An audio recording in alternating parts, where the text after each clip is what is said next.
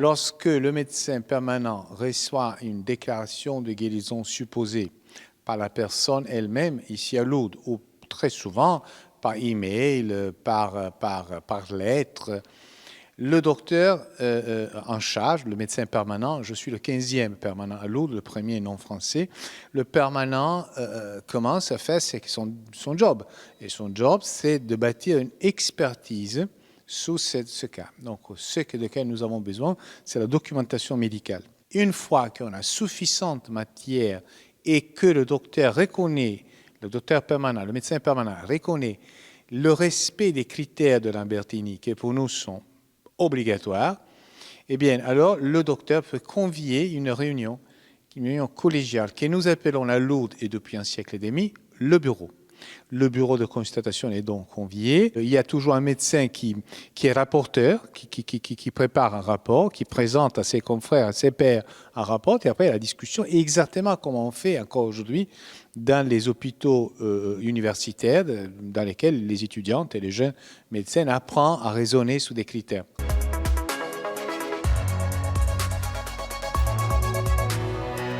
Les 7 critères, pour nous, c'est obligatoire, impératif, qu'on aille d'abord en diagnostic de précision. Il ne suffit pas pour nous à Lourdes de dire je ne pouvais pas marcher, je ne pouvais pas avoir d'enfant, je ne pouvais pas voir, j'entendais très mal. Ça, ce n'est pas un diagnostic. Pour nous, c'est un diagnostic de position. Deuxième critère, un pronostic défavorable, donc une maladie grave, évidemment. 4 critères sont liés par contre à la guérison. Pour nous, la guérison doit être survenue à manière inattendue, soudaine, sans signe prémonitoire, disait Lambertini en 1734. La guérison doit être survenue à manière instantanée. Et quand je dis instantanée, je dis instantanée. Et finalement, une guérison complète. On ne dérange pas tout ce système lourd pour quelqu'un qui, cette année, va un peu mieux. Et finalement, une guérison durable dans le temps. Chose qui explique la lenteur, la prudence, le temps d'observation. Et ça, c'est tellement plus sage si on réfléchit qu'à l'époque, 18e siècle, 19e siècle, guérir signifiait ne mourir pas. On ne mourait pas, on avait sauvé la vie, on était guéri.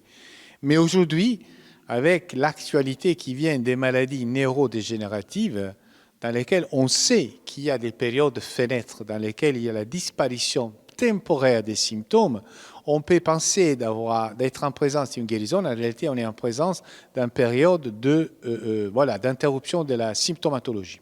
Le 7e critère qui pour nous est impératif, c'est qu'il n'y a aucune explication possible. Et ça, c'est le critère qui aujourd'hui est vraiment le plus difficile. Parce qu'aujourd'hui, il y a une médecine et des traitements et dans pas mal de pays du monde, disons, un service de santé, si vous voulez, de santé primaire, de primo niveau, de premier niveau, qui n'existait pas, évidemment, au 18e. Je peux bien dire d'avoir reçu aujourd'hui presque 1200 déclarations de guérison. La catégorie diagnostique la plus large, la plus représentée, 35%, c'est le cancer. Aucun de ces cas de personnes qui ont déclaré d'être guéris ou supposés guéris de cancer est devenu un dossier de guérison inexpliqué. Et pourquoi ? Parce que lorsqu'on a approfondi l'histoire, on a récolté le matériel, on s'est rendu compte que la personne avait suivi effectivement des traitements. Si vous avez suivi, mettons, un cycle, même un seul cycle de chimiothérapie ou de radiothérapie, comment défendre en séance entre pairs et scientifiques la inexplicabilité de la guérison? Donc, bien. Donc, vous comprenez, ça c'est vraiment, je dirais, le défi de l'expertise médicale d'aujourd'hui.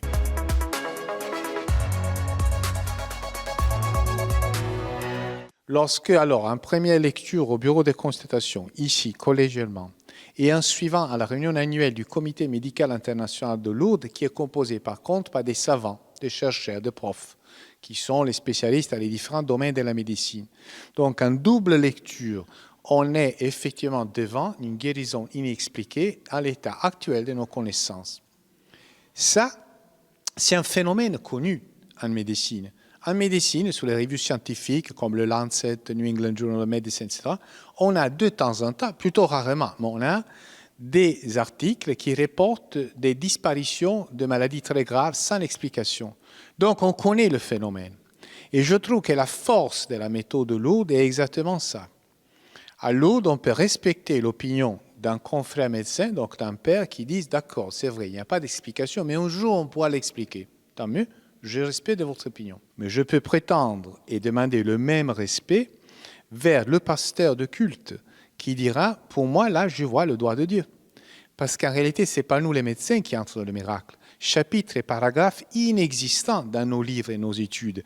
Le miracle sera décidé par le pasteur de la personne guérie, l'évêque, là où des médecins ont dit, là, cette guérison, c'est une guérison inexpliquée. Voilà la méthode, voilà le pourquoi, et voilà le fait que Lourdes, finalement, n'est pas une clinique. Nous sommes un lieu de pèlerinage, c'est un lieu de prière, c'est un lieu de guérison du cœur d'abord, et des l'âme. Et après, oui, parfois, il y a effectivement des gens qui supposent, qui pensent d'être guéris par intercession de Notre-Dame de Lourdes. Eh bien, alléluia, viva!